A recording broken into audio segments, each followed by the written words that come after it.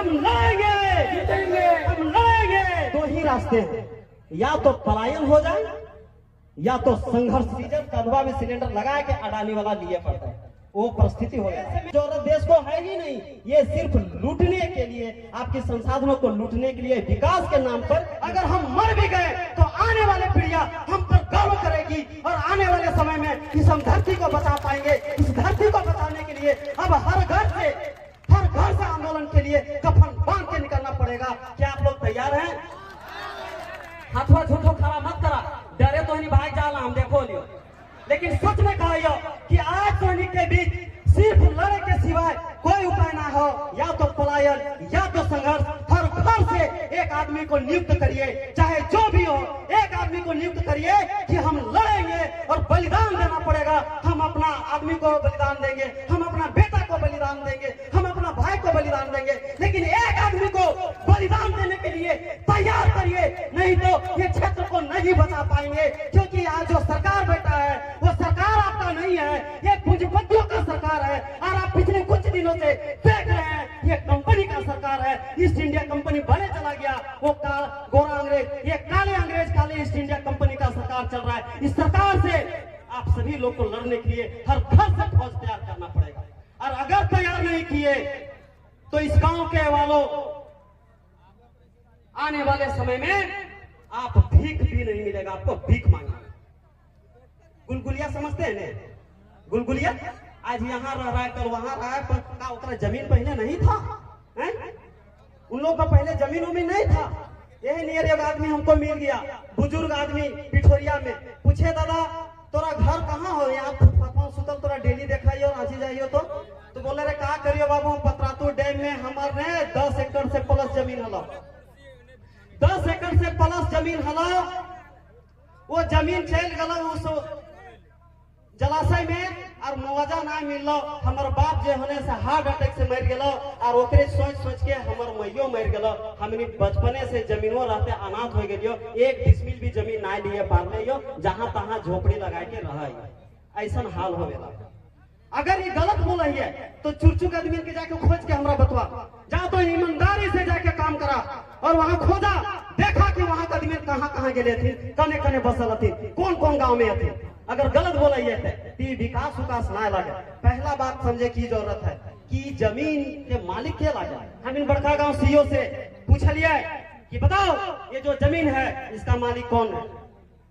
आप जो कहते हैं 3 फीट के नीचे सरकार मालिक है, तो सरकार अगर मालिक है तो कौन सा कानून के तहत ये लिखा है 3 फीट के नीचे सरकार मालिक है और जमीन का मालिक सरकार है? वो हमको कानून की कॉपी दीजिए, वो हमको प्रावधान दीजिए जहां ये लिखा हुआ है कि सरकार मालिक है। क्योंकि हम संविधान को पढ़ते हैं तो ऐसा कहीं नहीं देखते।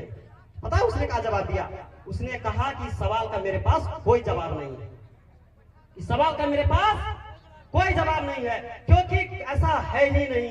ये गलत ढंग से आज तक अंग्रेजों के समय से ये जो लूट शुरू हुआ है वो आज तक गलत ढंग से चालू है, उसका मालिक वो है ही नहीं। अब बताए दादा ये मोबाइलिया तोड़ लागो तो हम बेच सके? तो जब ये जमीनवा तोड़ लागे, कोयलवा तोड़ लागे तो सरकार बेच सका है? सरकार बेच सका है? लेकिन सरकार बेचे लागल है। काहे? मालिक सूते लागल है तो नौकर लूटे लागल है। अगर मालिक पहरेदारी ना करे है ने तो क्या करता है? नौकर लूट के ना ले जेते तो वह न होवे लागल हो। तो जब हमने मालिक लागी, अरे बात समझी ना। अच्छा ये बताओ सरकार कहिया से है? अरे पहले जमीनवा अइले, ई कोयलवा अइले, तब हम अइलिए कि कौन अइले? पहले जमीनवा अइले, जमीनवा में हम अइलिए, काटलिए, हम इनके बाप दादा पुरखा जंगल झाड़ी साफ करले, खेती योग्य बनेले रहे थे और हम ही तब ने आज वोट दिलिए तो सरकार बनेलिए, तब ने सरकार अइले। तो जब पहले हम ही अइलिए ओकर बाद ई जमीनवा पहले अइले, ओकर बाद हम अइलिए, तो हम दोनों बीच में सरकार करे से अइले? अरे सरकार तो आजादी के बाद में बनले है, तो का हमनी जमीनवा में आजादी के समय से ही है? तो जब हम ही पहले से तो हमनी मालिक है, सरकार मालिक है?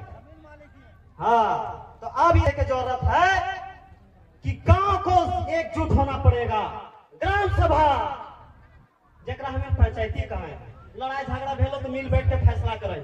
वो फैसला सिर्फ नहीं है, ग्राम सभा को बहुत सारा ताकत है, कानूनी भाषा में उसको ग्राम सभा कहते हैं। इस ग्राम सभा को मजबूत करना पड़ेगा क्योंकि ये सारे संसाधनों का मालिक ग्राम सभा है। तो ये गांव के लोगन के ये समझे पड़ता है कि जमीन के मालिक ग्राम सभा है।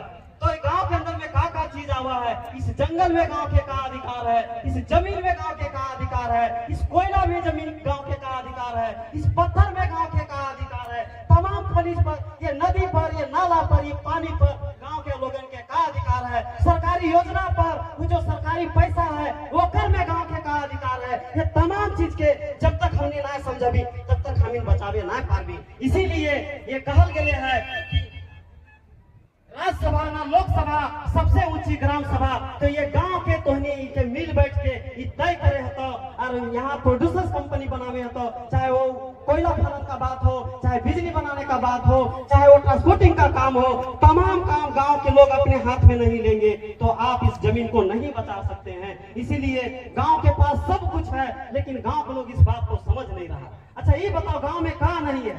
अरे यहाँ से बलुआ ना जेते तो शहरवा में बिल्डिंग बनते। अच्छा ये कोयला ना निकलते ईटवा बना के ना देवे वहां बिल्डिंग बनते। यहाँ आयरन ओर के खदानवा ना देवे वहां लोहवा बनते। अरे हमने यहाँ खेती बाड़ी करके ना देवे वो सड़क देते वो सब पट पटाए के सर मर जेते नहीं मर जेते।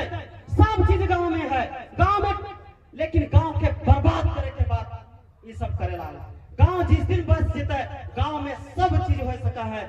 एगो पेट्रोल, किरासन के तेल और नमक के छोड़ के गांव में हर चीज लगावल जा सका है। तो गांव के आदमी के तोनी के बैठ के सोचे होता कि गांव में अगर बेरोजगारी है तो वो कैसे दूर होता है, अगर ये कंपनी के समस्या है तो वो कैसे दूर होता है, कोयला के समस्या है तो वो कैसे दूर होता है। हर एक चीज के लिए जब गांव सामूहिक रूप से सोचने लगेगा और हर एक चीज के लिए डिसीजन लेने लगेगा तभी रुक सकता है, वरना आपको माइक लाल कोई बचा नहीं सकता है। इसीलिए ये कहना चाहते हैं कि अब आपको खड़ा होना पड़ेगा। अगर इन खड़ा नहीं होते हैं तो आप मरने के लिए कफन बांध लीजिए, आपको मरना तय है, आपकी आने वाली पीढ़ी खत्म होगी, ये बात तय है।